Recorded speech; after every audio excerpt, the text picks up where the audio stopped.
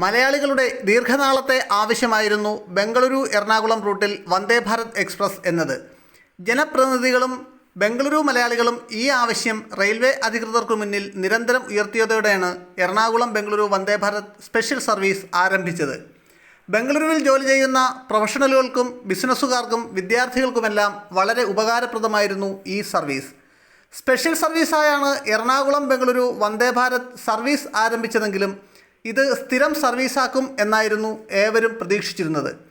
Service വലിയ ലാഭത്തിലായിരുന്നു എന്നതാണ് ഇത് സ്ഥിരം സർവീസാക്കുമെന്ന പ്രതീക്ഷയ്ക്ക് പിന്നിൽ.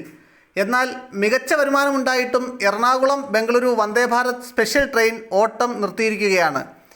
സ്പെഷ്യൽ സർവീസ് നീട്ടി വിജ്ഞാപനം ഇറങ്ങാത്തതാണ് എറണാകുളം ബംഗളൂരു വന്ദേ ഭാരത് സർവീസ് നിലയ്ക്കാൻ കാരണം.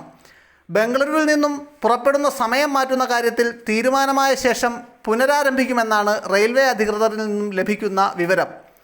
ബംഗളൂരു കൻ്റോൺമെൻറ്റ് സ്റ്റേഷനിൽ നിന്നും ട്രെയിൻ പുറപ്പെടുന്ന സമയം കൂടുതൽ യാത്രക്കാർക്ക് ഉപകാരപ്പെടുന്ന വിധത്തിൽ രാവിലെ 5:30 പകരം 6:30 ആക്കാൻ ദക്ഷിണ റെയിൽവേ നിർദ്ദേശിച്ചിരുന്നു. എന്നാൽ സൗത്ത് വെസ്റ്റ് റെയിൽവേ ഇക്കാര്യത്തിൽ തീരുമാനം അറിയിച്ചിട്ടില്ല.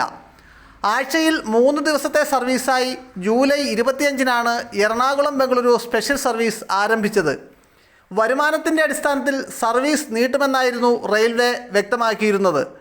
8 മാസമായി ഓടുന്ന ബംഗളൂരു ഗോവ വന്ദേ ഭാരതിൽ മൊത്തം 31% ബുക്കിംഗ്.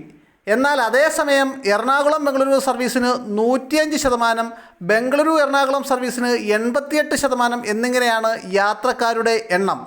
സർവീസ് തുടരാൻ തീരുമാനിച്ചില്ലെങ്കിൽ ഓണക്കാലത്ത് ബംഗളൂരുവിൽ നിന്നും കേരളത്തിലേക്കുള്ള യാത്രാക്ലേശം രൂക്ഷമാകും.